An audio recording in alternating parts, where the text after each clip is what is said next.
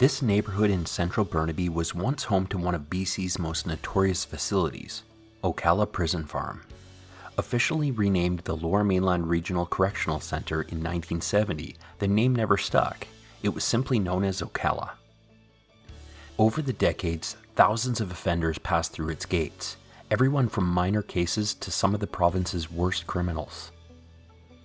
Through its 80 years serving BC as the primary jail for short-term sentences, it faced many challenges, scores of full-scale riots, harsh living conditions, and countless prison breaks. Where homes and parks stand today, a very different world once operated behind tall fences and locked gates. This is the history of Oakalla Prison Farm.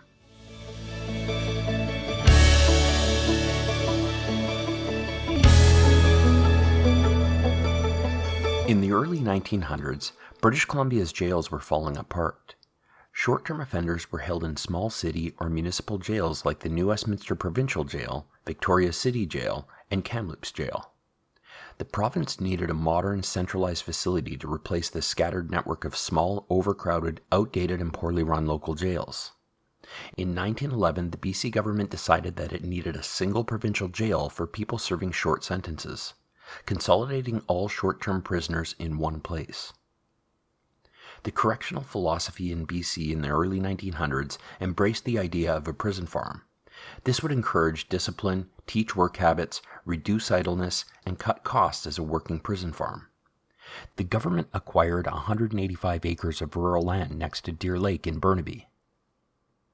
The temporary jail opened on September 2, 1912, with the first inmate, William Daly, sentenced to 1 year of hard labor for stealing some fountain pens valued at over $10.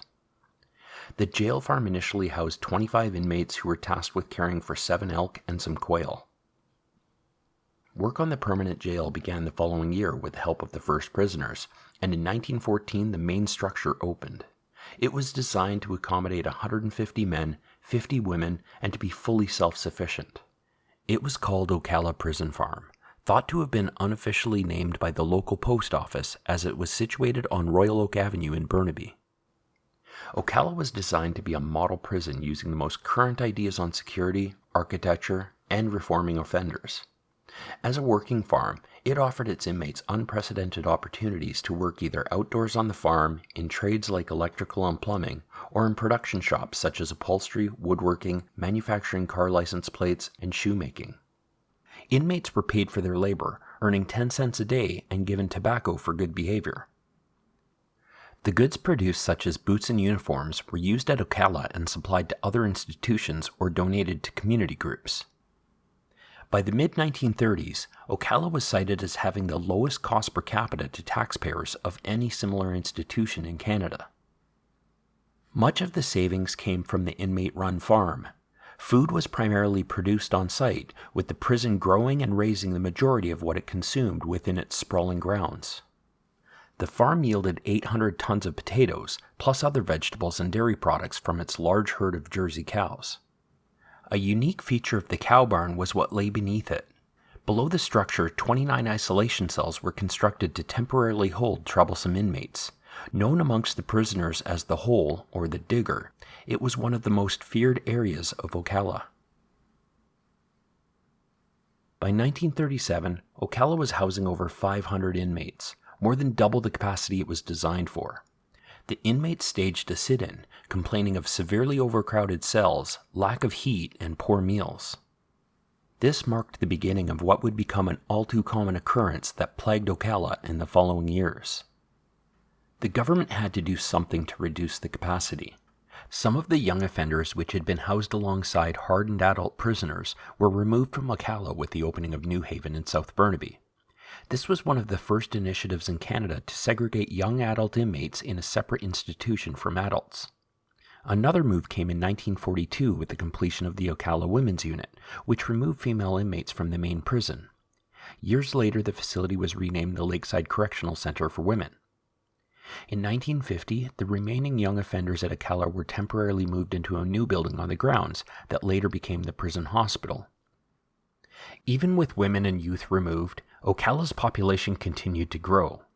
2 additional housing units, Westgate A and Westgate B, were built as temporary structures, increasing capacity to 900 and meant to last only until Haney Correctional Center opened in 1957.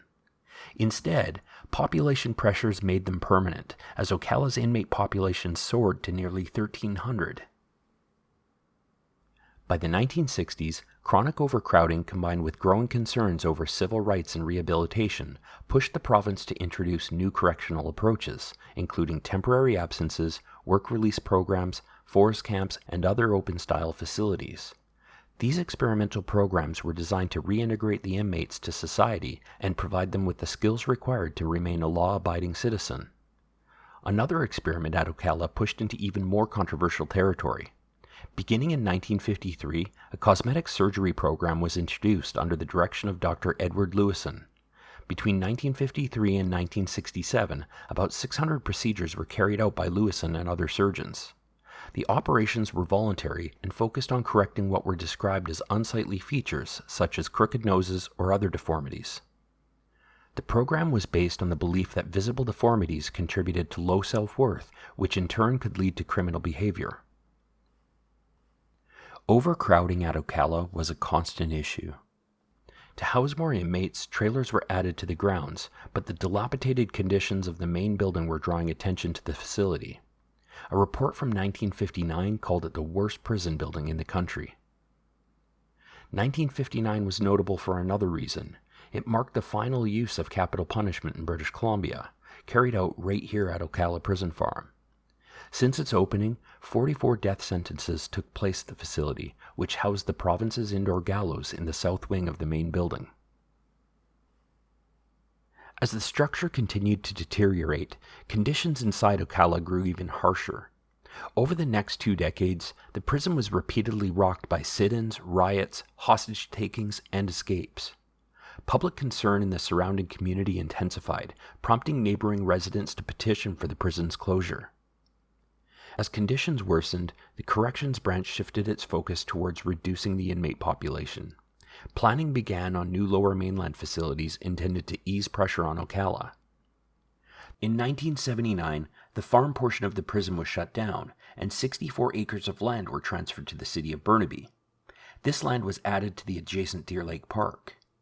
In 1984, the Vancouver Pretrial Services Centre was opened, and the next year, ground broke on the Fraser Regional Correctional Centre in Maple Ridge. Through these changes, Ocalla's inmate population was reduced to 435 inmates. While this eased overcrowding, it did nothing to address the continued deterioration of the jail itself. On December 11, 1987, 3 inmates crawled through a hole in the wall, scaled a fence, and ran through the quiet streets of a residential neighborhood. They hopped on a SkyTrain, making their escape, still dressed in their prison garb. Officials chose not to inform the public, a decision that angered residents and politicians. One of the escapees, proud of the breakout, even called a local radio station saying he found it strange that such a daring escape had gone unreported. That same month, following a riot that placed the prison under lockdown, 15 instigators were transferred to the isolation cells beneath the old cow barn. The dank subterranean cells may have been a perfect way to punish prisoners, but it was less than successful at containing them. After several days on New Year's Eve, one inmate used a sock filled with peanuts to slide beneath his cell door and flipped the lever on the outside, popping it open. The prisoners overpowered 2 guards, stole their keys, and 13 inmates escaped, leaving 2 behind. One was unable to open his door. The other chose to stay, and convinced the group not to harm the guards, who were locked inside a cell as the rest fled. They scattered throughout the Lower Mainland, though for some of them, freedom was short-lived. One was picked up on New Year's Day when he went to his parents' home in Chilliwack. 3 others were picked up in a bar in New Westminster later that same day.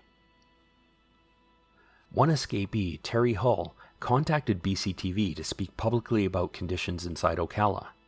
The network agreed to the interview on the condition that Hull surrender to police afterwards.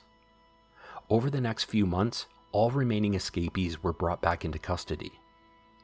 Public outrage over the repeated escapes and official mismanagement reached a breaking point.